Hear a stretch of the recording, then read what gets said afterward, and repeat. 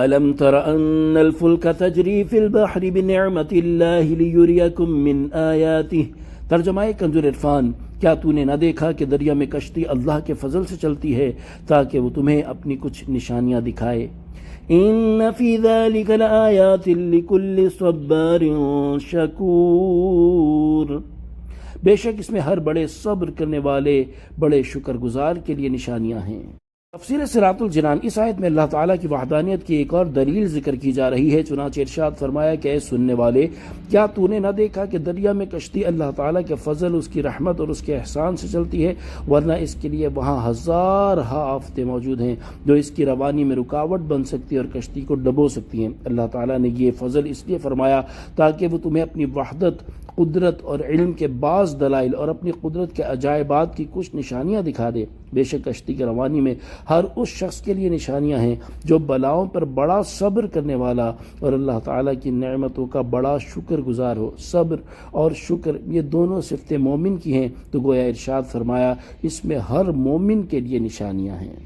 وَإِذَا غَشِيَهُم مَّوْجٌ كَالظُّلَلِ دَعَوُا اللَّهَ مُخْلِصِينَ لَهُ الدِّينَ۔ ترجمہ کنز عرفان، اور جب پہاڑوں جیسی کوئی موج ان پر آ پڑتی ہے تو اللہ ہی پر اعتقاد رکھتے ہوئے اسے پکارتے ہیں۔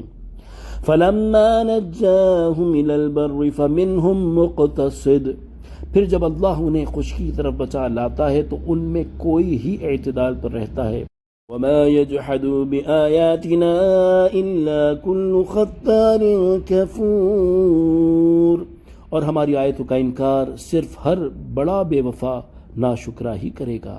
تفسیر صراط الجنان، ارشاد فرمایا کہ جب کفار کو سمندری سفر کے دوران پہاڑوں جیسی موجیں نیست و نابود کرنے لگتی ہیں تو وہ اپنے معبودوں کو چھوڑ کر اللہ وحدہ لا شریک کو پکارتے، اس کی بارگاہ میں گریہ وزاری کرتے اور اسی سے دعا و التجا کرنے لگتے ہیں، اور اس وقت اللہ تعالیٰ کے علاوہ ہر ایک کو بھول جاتے ہیں، اور جب اللہ تعالیٰ کی شان کریمی سے صحیح سلامت ساحل پر پہنچ جاتے ہیں تو ان میں سے چند ایک ہی اپنے ایمان اور اخلاص پر قائم رہتے ہیں، ورنہ اکثریت پھر کفر کی طرف لوٹ جاتی ہے۔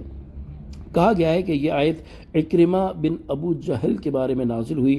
جس سال مکہ مکرمہ فتح ہوا تو وہ سمندر کی طرف بھاگ گیا، وہاں مخالف ہوا نے گھیرا اور خطرے میں پڑ گئے تو عکرمہ نے کہا اگر اللہ تعالی ہمیں اس خطرے سے نجات دے تو میں ضرور دو عالم کے سردار محمد مصطفیٰ صلی اللہ تعالی علیہ وآلہ وسلم کی خدمت میں حاضر ہو کر ان کے ہاتھ میں ہاتھ دے دوں گا اور ان کی اطاعت کروں گا۔ اللہ تعالی نے کرم کیا اور ہوا ٹھہر گئی۔ عکرمہ مکہ مکرمہ کی طرف آ گئے اور اسلام لائے، اور بڑا اخلاص والا اسلام لائے۔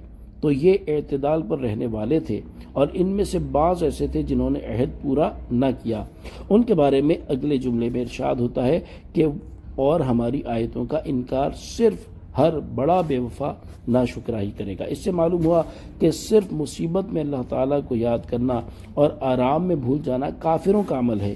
اس سے ہر مسلمان کو بچنا چاہیے، کیونکہ مومن کی شان یہ ہے کہ وہ ہر حال میں اللہ تعالیٰ کو یاد کرتا ہے۔ صلو علی الحبیب صلی اللہ تعالی علی محمد صلی اللہ تعالی علیہ وآلہ وسلم۔